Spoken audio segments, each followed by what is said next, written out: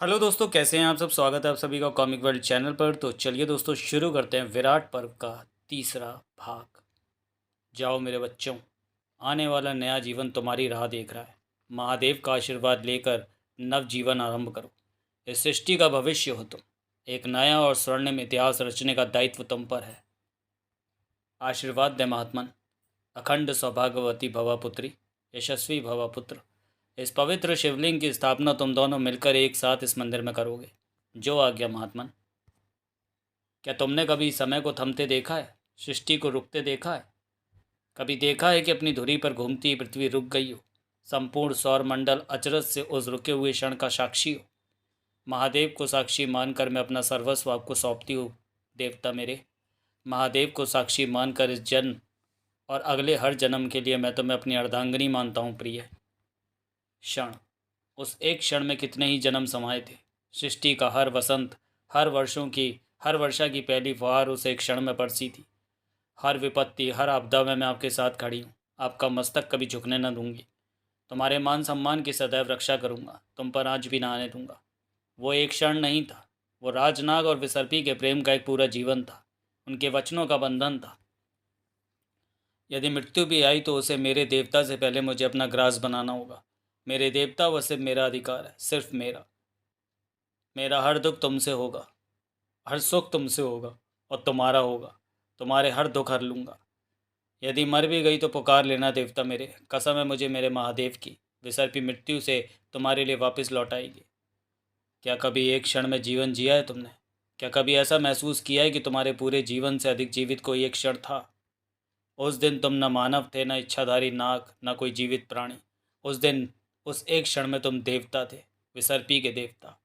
परंतु सुखद क्षण हो या जीवन, वो कभी दीर्घायु नहीं होता। विसर्पी! देवता मेरे, विसर्पी नहीं। कुछ प्रेम कहानियों का अंत कभी सुखद नहीं हो सकता। नहीं, नहीं विसर्पी, तुम्हें कुछ नहीं होगा, मैं हूं ना। पुत्री, महादेव की कसम, आज काल दूत के चीरचला की नोक पर वास करेगा। सर्वनाश कर डालूंगा पूरी सृष्टि का। कौन है कायर, सामने आ। ओहो हो, प्रेम में धोखा खाने वाले युगों युगों तक पूजेंगे नाग दस्यु तौसी को। जो मेरी नहीं हुई वो किसी और की भी नहीं होगी। यो हा। नाग दसी हूँ मैं, छीनना ही फितरत है मेरी। प्रेम न मिले तो छीन लो, और जो मुझे नहीं मिला वो भला किसी और को मिल जाए। आख थू, भगवान की भी आख थू। आज तो मैं ही देवता हूँ और मैं ही दानव। आज तांडव भी मेरा होगा और संहार भी मैं करूँगा। क्या तुमने कभी भगवान को देखा है? गौर से देख बुड्ढे इस चेहरे को। अहम ब्रह्मास्मि, मैं ही ब्रह्मा हूँ, मैं ही विष्णु, मैं ही महेश। अरे नराधम, तेरा हृदय चीरचला से चाक करने की प्रतिज्ञा तो कालदूत पहले ही ले चुका है। हर हर महादेव। मर हरामखोर बुड्ढे, तेरी ऐसी की तैसी। म, म, मैं मैं तुम्हें द्राग के पास ले चलता हूँ प्रिय। वो तुम्हें फिर से ठीक कर देगा। नहीं मेरे देवता, मुझे अपनी बाहों में चिर निंद्रा सोने दो। देखो कितनी सौभाग्यवती हूँ मैं। अपने देवता की बाहों में महादेव के प्रांगण में दम तोड़ रही हूँ। तुमसे किए सारे वचन निभाऊंगी मैं देवता मेरे। मेरे भाग में पार्वती नहीं, सती बनना लिखा था। पर मैं आऊंगी मेरे देवता। मत जाओ विसर्पी। मेरे देवता का ललाट सूना नहीं रहेगा।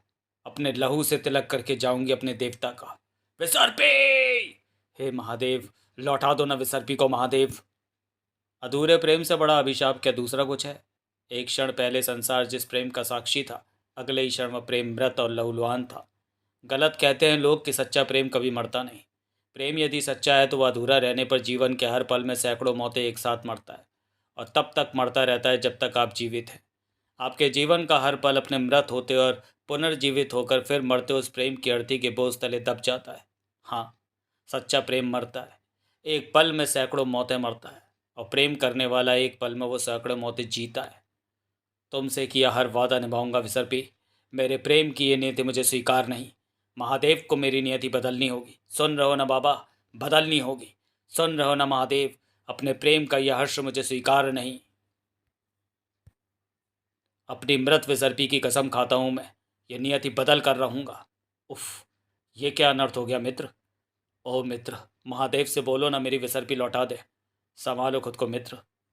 अब तो कुछ ना संभाल पाऊंगा मित्र। महात्मा कालदूत की प्रतिज्ञा अपनी जगह है, लेकिन सौगंध है मुझे मेरी विसर्पी की, तौसी का वध मेरे हाथों ही होगा मित्र। ऐसा ही होगा मित्र, मैं हूं ना तुम्हारे साथ, ऐसा ही होगा। रुक जाओ अंतहीन, थम जाओ कुछ पलों के लिए। मुझसे और सुना नहीं जा रहा। ऐसा लगा जैसे उस हर पल, उस हर एक भाव को मैंने फिर से जी लिया हो। मैं समझता हूँ मित्र, तब भी समझता था, अब भी समझता हूँ, परंतु कहानी पूर्ण करना आवश्यक है। तो मैंने यानी राजनाग ने भी विसर्पी की कसम ले ली कि वही तौसी का वध करेगा। और महात्मा कालदूत तो पहले से ही प्रतीक्षा लिए बैठे थे कि उन्हें तौसी का वध करने से देवता भी नहीं रोक सकते। किसी एक की प्रतिज्ञा का खाली जाना तय था। बिल्कुल। और कम से कम कालदूत की प्रतिज्ञा खाली जाती बिल्कुल नहीं दिख रही थी। अबे बुड्ढे, तू तो वाकई देवताओं की टक्कर का युद्ध कौशल रखता है। मुझे तो लगा था कि तूने अपने बारे में मिथ्याचार फैला रखा है कि तू देवताओं को भी परास्त कर देगा। टंग टनाक खच काम। बड़ी जान है तुझमें बुढ़ऊ, पर अब तक तो तुझे समझ जाना चाहिए था कि मुझ पर महादेव की कृपा है। हर हर महादेव। अपनी कलंक के जिवा से महादेव का नाम मत ले नीच। महादेव तो सबके हैं। हर हर महादेव। स्वाक छकपाक। तेरे कलंक के जीवन का अंत आ गया नीच दस्यु। तेरे उस मित्र द्राक ने भी मरने से पहले यही बोला था। उसकी पत्नी का लहू भी कितना मीठा था। लहू मुंह लग गया मेरे। किंतु विसर्पी का नहीं चख पाया मैं। नहीं राजनाग, टन स्वाक। मैंने प्रतिज्ञा ली है, इस नीच कवच से मेरे हाथों होगा। विसर्पी मेरी अर्धांगिनी थी महात्मन। वचन तो मैंने भी लिया है कि उसके हत्यारे का वध इन्हीं हाथों से करूंगा। व्यर्थ हट ना करो राजनाग, हम पहले ही प्रतिज्ञा ले चुके हैं। हमारी प्रतिज्ञा अखंड है। अखंड तो मेरा वचन भी है महात्मन। अबे, तुम दोनों ने तौसी को अनार समझ लिया है क्या? जब बीमार बनकर बंदर बाट कर लोगे, तुम दोनों को निपटा कर जाऊंगा मैं। पीछे हटो राजनाग, पीछे आपको हटना होगा महात्मन। कदापि नहीं। अपनी प्रतिज्ञा का पालन करने के लिए हमें तुम्हारा भी वध करना पड़ा राजनाग, तो हम कदापि नहीं हिचकिचाएंगे। स्मरण रहे, छोड़ूंगा नहीं तुम दोनों को। महात्मन तो जैसे बुद्धि तर्क सब ताक पर रखकर बैठे हैं। उठो मित्र, यह युद्ध ऐसे खत्म नहीं होगा। मेरे पास एक युक्ति है मित्र, जिससे तुम महात्मन की प्रतिज्ञा के आड़े भी नहीं आओगे और तुम्हारा वचन भी पूर्ण हो जाएगा। परंतु तुम्हें ठीक वैसा ही करना होगा जैसा मैं कहता हूँ। तुम युक्ति कहो मित्र। सीधी तौर पर तुम तौसी को मारने बढ़ोगे तो कालदूत तुम्हें सफल नहीं होने देंगे। तौसी का वध कालदूत के रहते करना तो छल से करना होगा। युद्ध में छल करना वीरों की कला नहीं मित्र, परंतु इस नीच तौसी को अपने हाथों से मृत्यु लोक पहुंचाने के लिए मुझे यह भी स्वीकार है। तुम तीनों बुड्ढे मिलकर अपनी एक दुम का सारा जोर लगा लो, फिर भी मार ना पाओगे तौसी को। फिर भले ही इसका परिणाम कुछ भी हो। द्वेष, दर्द और प्रतिशोध की भावना व्यक्ति के अंतरात्मा से सबसे पहले उसके नैतिक मूल्यों को जलाकर होम करती है। नायक भी इससे कोरे नहीं होते राजनाग, यही तो मानवीय गुण है। अन्यथा वह नायक मात्र एक काष्ठ का पुतला है। ऐसी अवस्था में लिए गए निर्णय का कोई भी परिणाम भुगतने के लिए व्यक्ति तैयार रहता है, परंतु वो ये नहीं जानता कि विधाता इसका मूल्य उससे किस रूप में लेगा। परिणाम कुछ भी हो, सोचकर ही तुमने प्रकृति और विधाता के नियमों के विरुद्ध जाकर विसर्पी को पुनर्जीवित किया था, जिसका परिणाम सामने था। एक ऐसा परिणाम जिसका भुगतान अब स्वयं तुमसे नहीं किया जा रहा था। अब तुम इस नीच तौसी का वध अपने हाथों से करने के लिए एक बार फिर से परिणाम की परवाह किए बगैर कोई भी मूल्य चुकाने को तैयार थे। तुम्हारे पराक्रम पर तौसी का तब भारी है। महादेव का वरदान प्राप्त है मुझे। तात पर समझ रहे हो तात? हा हा, नहीं, रुको समझाता हूँ। मेरे सामने चाहे कोई भी प्रतिद्वंदी क्यों ना हो, उसके समान बल और शक्तियाँ मुझे मिल जाएंगी। अपनी आकांक्षाओं का मूल तुमने अकेले नहीं चुकाया था, काश ये तब भी समझ लेते तुम। तुमने जब मुझे द्राक और वलरी के विषय में बताया था, तब से ही मेरी आत्मा कहीं ना कहीं इस अपराध बोध को महसूस कर रही है अंतिम। जीवन व्यक्ति को अपने पिछले कर्मों का फल भुगतने पर विवश अवश्य करता है, परंतु उसे उन कर्मों को समय में वापस जाकर सुधारने का अवसर नहीं देता। अन्यथा ऐसा बहुत कुछ है जो मैं अपने इस जीवन में और राजनाग के पिछले जीवन में जाकर बदल देता। जीवन इंसानों को अवसर नहीं देता, किंतु महानायकों को अपनी भूल सुधारने का अवसर अवश्य देता है राजनाग। जीवन को जीवन चक्र इसलिए कहते हैं। हर पुनर्जन्म अपने पूर्व जन्मों के कर्मों पर आधारित है। समय में पीछे जाकर ना सही, आने वाले जीवन में हम फिर से उन गलतियों को ना दोहराएं, यह सीख देता है। अपने पूर्व जन्म के कर्मों को सिर्फ जानना या उन पर पछताना ही काफ़ी नहीं, उनसे आने वाले कल के लिए सीख लेना भी उतना ही आवश्यक है। तौसी अकेला नहीं आया था, उस विक्षिप्त नागदस्यु के कोई सिद्धांत, कोई नैतिक मूल्य और आदर्श न थे। यदि थे भी तो वो उसकी विक्षिप्तता के उन्माद में उन्मूलित हो चुके थे। अकेले योद्धा को शांत समाज समझना चाहिए, जिसे मारने का आनंद उसे घेर कर ही आता है। यह मेरी नागदस्यु सेना है। ये तेरे नागद्वीप की बाम्बियों में बसने वाले पालतू इच्छाधारी नाग नहीं, जिन्हें शांति उपदेश दे देकर उनके मूल स्वभाव का तू पतन कर चुका है। इनकी हिंसकता और निशंसता का स्वाद वो द्रव्य कुल वीर द्राक और उसकी सुंदर कोमल स्त्री अपने कुल सहित भुगत चुके। अब भुगतान की बारी तुम्हारी है। द्राक नहीं, इस विचित्र नागदस्यु ने द्रव्यकुल का ही समूल नाश कर दिया। कालदूत ये सिर्फ एक नाम नहीं है राजनाग। कालदूत एक आस्था है, और आस्था पर जब आघात होता है तब प्रलय आती है। सिर्फ इच्छाधारी नागदस्युओं की सेना लाया है तौसी, देवताओं, असुरों और संपूर्ण जगत की सम्मिलित मानव सेनाओं को भी ले आता। सौगंध है हमें हमारे महादेव की, यदि आज कालदूत पर कोई जय प्राप्त कर पाया तो कालदूत स्वयं अपने हाथों से अपने तीनों शीश उतार कर उसके चरणों में डाल देगा। पुराणों में देवताओं द्वारा असुरों से युद्ध और उनके वध के जो प्रसंग उल्लेखित हैं, उन्हें अपनी आंखों के सामने घटित होते देखा था हम दोनों ने। उस दिन, उस पल हम जान गए थे कि देवता भी कालदूत को अपराजय और काल कराल कालदूत क्यों कहते हैं। विसर्पी के वध ने शोक, शोभ, अपमान, आघात जैसी अनेकों भावनाओं के सम्मिलित प्रहार से कालदूत के क्रोध का संतुलन यूं ध्वस्त किया था कि वाकई वो धरा से अपने शत्रुओं का समूल उन्मूलन करके ही रुकता। कितनों को मारेगा रे बुड्ढे, कहीं तो तेरे अस्त्र चुकेंगे। सहस्त्रों वारों में से कोई एक तो मुझे अवश्य बीत देगा। अविजयी योद्धा होने का तात्पर्य यह नहीं होता नीच की सहस्त्रों ये शत्रुओं में से किसी के वार खाली जाएंगे। संसार में अविजयी योद्धा वो है जो शत्रु के प्रत्येक वार के पश्चात स्वयं को खड़ा कर उसे अनुकूल प्रत्युत्तर देने की क्षमता रखता है। हा हा हा हा, काम की बातें करता है तू बुड्ढे। इस अनुसार तो तौसी भी अविजयी योद्धा है रे। मेरे हर मृत शत्रु से पूछ लेना, जब मैं तुझे उनके पास यमलोक भेजूंगा तब। तौसी भी ये बात भली भांति जानता था कि महादेव का वरदान उसकी त्वरित प्राण रक्षा मात्र कर सकता है, परंतु उसकी मृत्यु पर हस्ताक्षर कालदूत अपने अस्त्र से ही करेंगे, यदि उसने छल से कालदूत का वध न किया तो। और याद रखना राजनाग, छल घृणित का आभूषण होता है, जिसकी चमक वो बहुत तीक्ष्ण रखता है। यह समय था जब तुम मेरी युक्ति को मूर्त रूप देने और अपना वजन निभाने के लिए पुनः इस युद्ध में कूदो। तुम आज के युग के रक्षक हो ना राजनाग, महानायक, महायोद्धा। तुमने स्वयं भी अकेले ही अनगिनत महायुद्ध लड़े, अवजयी शत्रुओं और उनकी विशाल सेनाओं का समूल नाश किया है। तुमने इस जन्म में भी अनगिनत द्वंद्व युद्ध में और युद्ध महायुद्ध में बदलते देखे और उन पर विजय प्राप्त की है। परंतु जिस महायुद्ध का वर्णन मैं यहाँ कर रहा हूँ, वैसा अदम्य, अकल्पनीय, अविस्मरणीय महायुद्ध उस युग, उस समय काल के पश्चात कभी पुनः लड़ा न गया। नीच नाग दस्यु, इस धरा पर ली तेरी प्रत्येक श्वास इस संपूर्ण सृष्टि का अपमान है। इस अपमान का प्रायश्चित और मेरी विसर्पी की हत्या का प्रतिशोध इस धरा को तेरे रक्त से धोकर पूर्ण करूंगा मैं। अस्त्र और वचन दोनों संभालो राजनाग। कालदूत के कोप, क्रोध और प्रतिज्ञा के सम्मुख यदि आने वाला दुस्साहस करोगे तो चीर चला तुम्हारे हृदय चाक करने से पूर्व तनिक भी संकुचित न होगा। तुम दोनों के फन अपने कदमों तले रौंदते हुए देखूंगा, भला कितने बड़बोले निकलते हो तुम्हारे।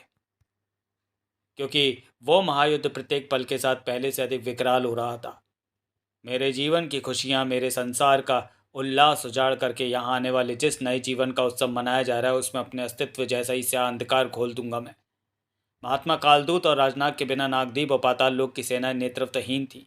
बिना नेतृत्व के विशाल सेनाएं भी भीड़ मात्र होती हैं, और भीड़ फिलहाल भूखे भेड़ियों द्वारा नोची जा रही थी। द्राक की तामसिक शक्तियां और उसकी विशाल सेना इच्छाधारी नागों को नेतृत्वहीन भीड़ पर भारी थी। चीर डालो मेरे साथियों, एक भी इच्छाधारी नाग जीवित न बचने पाए। द्राक की सृष्टि से इच्छाधारी नागों का समूल नाश कर देगा। घृणा है मुझे इच्छाधारी नागों से। यह प्रथम अवसर नहीं है राजनाग जब सृष्टि इस चीर तामसिक सूर्य ग्रहण की साक्षी बनी है।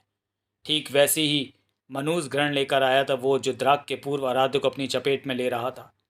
सूर्यदेव, मेरे पूर्व आराध्य, तू जब मेरी वल्लरी और मेरे कुल की रक्षा के लिए नहीं आया तो अब भला तेरी यहाँ क्या आवश्यकता। वो प्रथम अवसर था जब अंधेरे के खुदा अनुबिस के प्रथम अनुयायी द्राकुला ने संसार पर पड़ती सूर्य की तेजस्वी किरणों को अपने स्याह आवरण में कैद किया था। मेरे नए आराध्य, मेरे खुदा की शक्तियों का नमूना देख। देख तू कितना तुच्छ है सूर्य। मेरे तामसिक स्या अनुयायियों के आवरण में तू तेजहीन, मलिन पड़ा इस संसार पर मेरे तमस की स्याही फैलते देख, और वैसे ही निरर्थक विलाप कर जैसा मैंने अपनी वलरी का शव अपनी बाहों में उठाकर किया था। एक ऐसा भयावह मंजर पसरा था जिसके सामने शायद नरक भी बेहतर लगने लगे। मरते और द्राक अनुयायियों द्वारा अपनी अंतिम सांसों में जिस्म की हड्डियों से मांस नोचे जाते और घावों से स्त्रावित लहू के अनगिनत जीवाओं द्वारा चाट चाट कर पिए जाने के साक्षी उन योद्धाओं की आत्माएं द्राक कुल के योद्धाओं जितनी ही रोईं थीं। विवाह उत्सव का उल्लास मृत्यु का मनूस विलाप बन चुका था। महात्मा कालदूत के नागदीप की रक्षक सेना और राजनाग के पाताल लोक की इच्छाधारी नाग सेना रूपी कवच छिन्न भिन्न हो चुके थे। अब जो बचे थे वे निरीह थे और इतिहास आदिकाल से सदैव साक्षी रहा है राजनाग कि संसार में सबसे पीड़ादायी मौत सदैव निरीह ही मरे।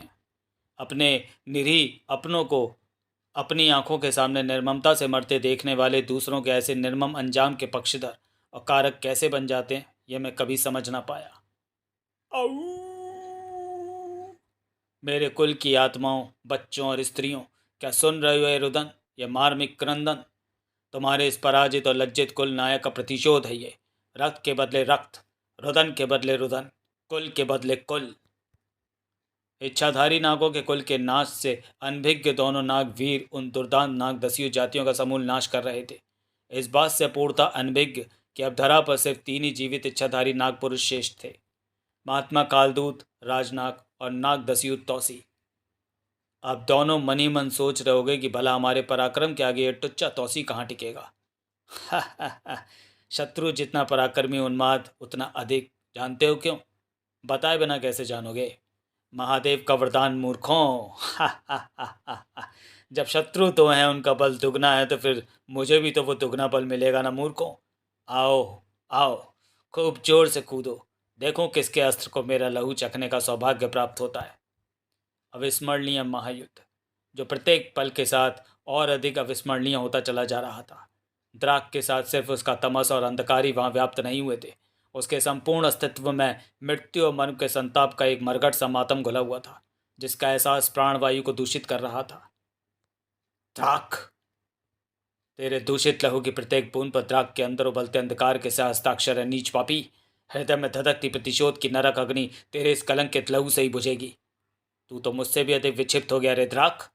यकीन करना मुश्किल था कि दूसरों को प्राण देना जिसका जीवन था यह वही द्राक था। कभी सोचा है राजनाग कि नियति सबसे अच्छों को सबसे बुरा क्यों बनाती है? उफ मित्र द्राक, ये हमारा मित्र है, इसे देखकर विश्वास नहीं हो रहा। नहीं राजनाग, इसके अस्तित्व में व्याप्त तमस और असहनीय वेदना को महसूस करो। ये कभी हमारा मित्र था। जाने इस नीच दस्यु तौसी ने क्या किया है, परंतु अब ये द्राक वो नहीं जिससे हम मिले थे, क्योंकि जिससे अच्छा संसार में कोई नहीं, उससे उसकी अच्छाई का आधार छीन लो तो फिर संसार में उससे बुरा कोई नहीं। ये तेरा युद्ध नहीं है द्राक, और ना ही ये तेरा शिकार। हा हा हा हा हा। इस सृष्टि का प्रत्येक इच्छाधारी नाग मेरा शिकार है कालदूत। वैसे भी अब इस सृष्टि में मात्र तुम ही 3 बचे हो। नागदीप और पाताल लोक के समस्त इच्छाधारी नागों का सर्वनाश तुम्हें कर चुका, समूल नाश तुम तीनों का खून पीने के साथ होगा। नहीं नीच पापी। हा हा हा हा। मृत्यु मुझे मेरे कुल और मेरी वल्लरी के साथ ही मार चुकी। अब जो द्राक है वो अमर है कालदूत। देख तेरे अमोद अस्त्र भी विफल हैं।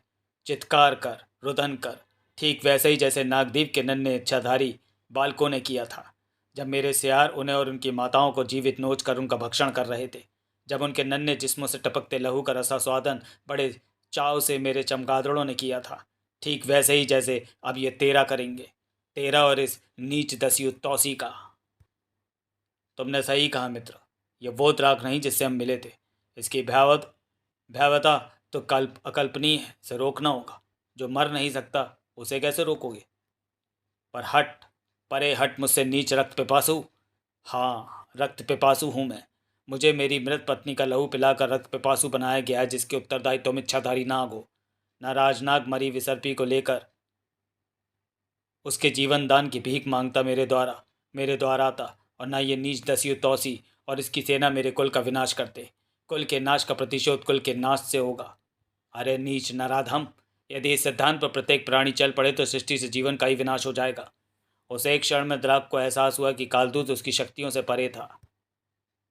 तौसी, अरे नीच, तूने क्या महापाप किया है, तुझे एहसास नहीं? मृत्यु के पश्चात तुझे नरक भी न स्वीकारेगा। हाँ, क्योंकि इसे मारकर इसकी आत्मा को अपना दास बनाऊंगा और अनंत काल तक प्रत्येक पल उसे घोर यातना दूंगा। तौसी का नरक मेरे साथ मेरे अंदर चल रहा है। कालदूत, उस नरक का भागी नहीं बनना चाहता तो मेरा समय व्यर्थ ना कर और मृत्यु स्वीकार ले। उफ, छिन्न भिन्न होकर भी पुनः जीवित हो गया। फिलहाल यहाँ से खिसक लेने में समझदारी है। इन्हें एक एक करके बाद में देखूंगा। तौसी के कायरतापूर्ण पलायन की असफल चेष्टा ने एक बार पुनः युद्ध की दिशा परिवर्तित कर दी। इस बार यह परिवर्तन निर्णायक सिद्ध होने वाला था। अच्छा किया तूने मेरा कार स्वयं ही सलर कर दिया नीच। अब तू मेरे से आवरण की चपेट में है। तू मेरे साथ वहां चलेगा जहाँ तेरी मृत्यु और तेरी नरक यातना प्रतीक्षा कर रहे हैं। ओह, द्राक अब तक समझ चुका था कि कालदूत से पार पाना फिलहाल उसके लिए असंभव था। हम नहीं देख पाए कि यह मनुष्य घृण इच्छाधारी नाग जाति को लील जाने वाला है। हम न अपनी विसर्पी की प्राण रक्षा कर पाए, न अपनी प्रजा की। परंतु इस सृष्टि को सर्वनाश से बचाने के लिए तौसी और द्राक दोनों का यथाशीघ्र वध करना अत्यंत आवश्यक है। परंतु हम उन तक पहुँचेंगे कैसे महात्मन? इसमें मैं आपकी सहायता कर सकता हूँ। शायद मैं जानता हूँ कि द्राक तौसी को कहाँ ले गया है। अपने अरण्य में आरण्यक पर्व का रक्तिम अध्याय जो तौसी ने द्रव्य कुला के रक्त से लिखा था। जिन जीवदायक वनों की वनस्पतियों और जड़ों को मासूमों की लाशों और लहू से रक्त रंजित किया था, वो अब द्राक तौसी के लहू से सींच कर समाप्त करने वाला था। देख इस अरण्य को नीच। इसके प्रत्येक वृक्ष, प्रत्येक वनस्पति साक्षी है मेरे कुल के विनाश के, और मुझसे चीख चीख कर तेरा लहू मांग रहे हैं। हा हा हा हा हा। मेरा लहू तेरी स्त्री जितना मीठा नहीं रे द्राक। तेरी स्त्री और उसकी भय से मिश्रित अंतिम संस्कारियों का क्या रसास्वादन किया था मैंने। मज़ा ही आ गया था। तू मेरे चेहरे पर अभी वही भय वही भाव देखना चाहता है जो मरते समय तेरी बीवी के चेहरे पर थे। लेकिन अफसोस, तुझे ये सुख भी नहीं मिलेगा। बहुत बुरी मौत और मृत्युपरांत अनंत ताड़ना दूंगा तुझे नीच। चीर डालो इसे, चीथड़े कर दो इसके। चारों ओर चीर से अंधकार छाया था। जब पाप से पाप टकराया था, उस टकराव का कंपन चहुं और विद्यमान था। वे निकट ही हैं, मैं उनका कंपन महसूस कर सकता हूँ। तुम्हारा अंदेशा सही था मित्र अंतहीन कि द्राक तौसी को लेकर वापस अपने अरण्य जाएगा। तुम दोनों द्रुत गमन कर सकते थे, मैं नहीं। मैं तब भी तुम्हारी पीठ पर प्रेत की तरह सवार था, और आज भी तुम्हारी पीठ पर सवार हूँ मित्र। अब धीरे धीरे तुम्हारी सभी अनबुझ पहेलियों के मंतव्य मेरे सामने साफ हो रहे हैं दोस्त। मैंने कहा था ना मित्र, जीवन एक चक्र है और मैं तो अंतहीन हूँ। अनंत काल से अनगिनत चक्रों का साक्षी रहा हूँ मैं। उस घटनाक्रम का भी जो अनंत थी, लेकिन अब अपने अंत की ओर बढ़ रही थी। अंत निकट था, बहुत निकट, फिर भी बहुत दूर। चौक गया ना तौसी। तेरा वरदान यहाँ काम नहीं आएगा क्योंकि मेरी शक्तियाँ तामसिक हैं। तू मेरे समान शक्तिवान नहीं हो सकता। अब तू बेबस है। परे हट उससे। तौसी की मृत्यु पर से मेरा अधिकार है। सही समय पर पहुँच गए। हा हा हा हा। क्यों बार बार अपने अस्त्रों को लज्जित करते हो? मैंने सोचा था इस नीच तौसी का रक्तपान करके मैं फिर इत्मीनान से तुम लोगों का रक्तपान करूंगा, किंतु तुम सभी अपना मिश्रित लहू मुझे अर्पण करना चाहते हो तो मुझे कोई आपत्ति नहीं। तेरा मित्र अंतिम बुद्धिमान नहीं, बहुत कुटिल बुद्धि है राजनाग। कुटिल है तभी समझ गया कि मैं तौसी को कहाँ लाया हूँ। बुद्धिमान होता तो वह समझ जाता कि क्यों लाया हूँ। तब वो तुम्हें यहाँ बिल्कुल नहीं लेकर आता। यह अरण्य मेरी तामसिक शक्तियों का स्रोत है। यहाँ मेरी तामसिक शक्तियाँ चरम पर है जिन्हें तुम सम्मिलित रूप में भी पराजित नहीं कर सकते। मेरे अनुयायियों की संख्या अनंत है और इनकी तामसिक शक्तियाँ और रक्त शुदा असीम। ड्राक अपनी शक्तियों का वर्णन कर रहा था और मैं उस वर्णन में ही उसकी कमजोरियां तलाश कर रहा था, क्योंकि प्रत्येक प्रश्न का उत्तर जैसे उस प्रश्न में निहित होता है, प्रत्येक शक्ति के स्रोत में ही उसकी दुर्बलता भी निहित होती है। बस उस तक पहुंचना आसान नहीं होता। यहाँ से तू सांप बनकर भी भाग ना पाएगा नीच। तू मुझे अपने प्रलाप से अब इतना कुपित कर चुका है कि अब मैं भागना चाहता भी नहीं।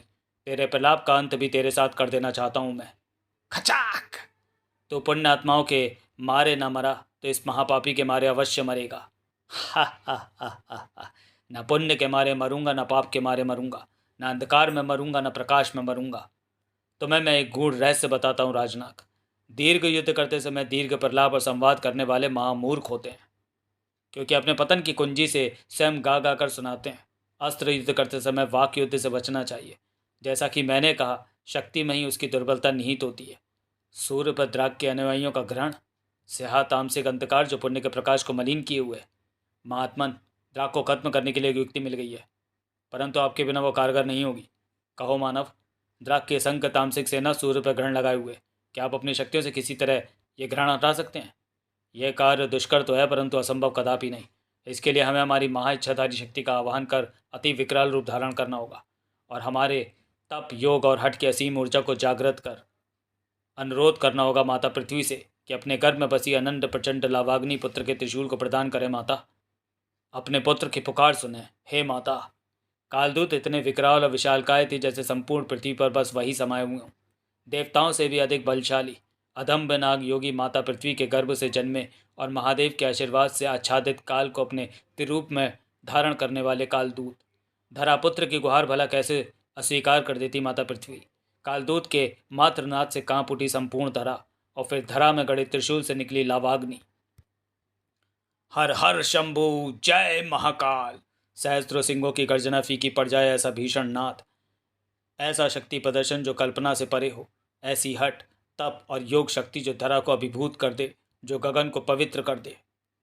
नहीं, मेरी सेना, मेरे अनुयायी, कर दिखाया। महात्मन ने असंभव को संभव कर दिखाया।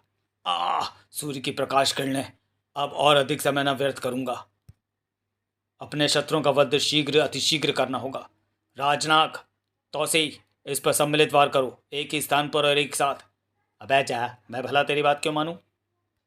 क्योंकि यही एकमात्र रास्ता है द्राग को खत्म करने का। यह अभी न पूर्णता अंधेरे में है और न पूर्णता उजाले में। तौसी पाप का प्रतीक है और राजनाग पुण्य का। तुम्हारे सम्मिलित वार ही द्राग को खत्म कर सकते हैं। उस एक क्षण के लिए, उस बहुत लंबे एक क्षण के लिए तुम दोनों चिर शत्रु एक दूसरे की आंखों में झांकते रहे। दोनों के मध्य एक मुख संवाद हुआ। द्राग के मरते ही तुझे मौत के घाट उतारूंगा मैं। प्रेमियों का उद्धारक हूँ मैं। पहले द्राग को उसकी पत्नी के पास पहुँचा लें, फिर तुझे तेरी वाली के पास पहुँचाता हूँ। या महायुद्ध का वह अविस्मरणीय क्षण जब धरापुत्र अधम्य नाग योगी काल कराल कालदूत धरती के गर्भ से निकलते लावे से सूर्य पर छाया ताम से ग्रहण साफ कर रहे थे। पाप का प्रतीक तौसी और पुण्य का प्रतीक राजनाग सम्मिलित रूप से पुण्य के पूर्व अनुयायी और अनुबिस के प्रथम पापी का अंत कर रहे थे। पर क्या द्राग का वध किया जाना संभव था? उस क्षण हम में से कोई भी ये नहीं जानता था। द्राग की तामसिक शक्तियों और ऊर्जा का तेजी से क्षरण हो रहा था। तू आवश्यकता से अधिक धूर्त और कुटिल अंतहीन। मुझे सबसे पहले तुझे मारना चाहिए था, परंतु वो अमर था जो मरकर भी वापस आ सकता था। जाने से पहले तुझे लेकर जाऊंगा। मैं समझ गया कि यह अनंत काल तक कभी मरेगा नहीं, परंतु इसे अशक्त करके मृत प्राय किया जा सकता है। जो आखिरी घटना घटित हुई वो विधि का विधान थी। मैं आत्मरक्षा के लिए द्राग के सामने से हटा और वृक्ष शाखा द्राग के पहले से ही बिधे हुए हृदय के पार हो गई। नहीं, क्यों रे धूर्त, भला तुझे कैसे ज्ञात हुआ कि काष्ठ मेरे अस्तित्व को चिरकाल के लिए नष्ट कर देगा? पहले नहीं था, अब हो गया। चमत्कार कर दिया अंतहीन, तुम्हारी युक्ति कार्य कर गई। चमत्कार तो आपने किया है महात्मन, ऐसा चमत्कार जो आपके अलावा दूसरा कोई नहीं कर सकता। जैसा कि मैंने कहा, कम वाचाल होने से हमारी कमियां उजागर होने से बसती हैं। द्राक मर नहीं सकता, उसका अस्तित्व लंबे समय के लिए उसके स्याह अरण्य में समा गया और मरते मरते अपनी बेवकूफ़ी में अपनी कमज़ोरी भी बता गया। मैं ये तो समझ गया अंतहीन कि तुमने विस्तार पूर्वक पूरी कथा सुनने पर जोर क्यों दिया था, लेकिन इस वृतांत ने तो उलझने कम करने को बजाय और बढ़ा दी हैं। तो पाप का प्रतीक तौसी भी होगा। जय जय शिव शंकर, कांटा लगे न कंकर। तुमने सिर्फ शंकर साहनी के अस्तित्व की रक्षा नहीं की है मित्र, तुमने शंकर शहंशाह के वजूद, उसकी शक्ति, उसके आक्रोश को पोषित कर उसे एक नवजीवन प्रदान किया है, जिसके लिए मैं सदैव तुम्हारा ऋणी रहूँगा। मित्रता ऋण से परे होती है मित्र। वैसे भी चिर शत्रु के परम मित्र दूसरा कोई नहीं होता। भोले शंकर ने तुम्हें मेरा उद्धारक और उस नरक नाशक का काल बनाकर भेजा है मित्र तौसी। युगों पहले शुरू हुए इस अध्याय का अंत इस युग में नरक नाशक नागराज के नाश के साथ होगा। तो चलिए दोस्तों, वीडियो को यहीं समाप्त करते हुए मिलते हैं विराट पर्व के चौथे भाग में अगले वीडियो में। तब तक के लिए धन्यवाद।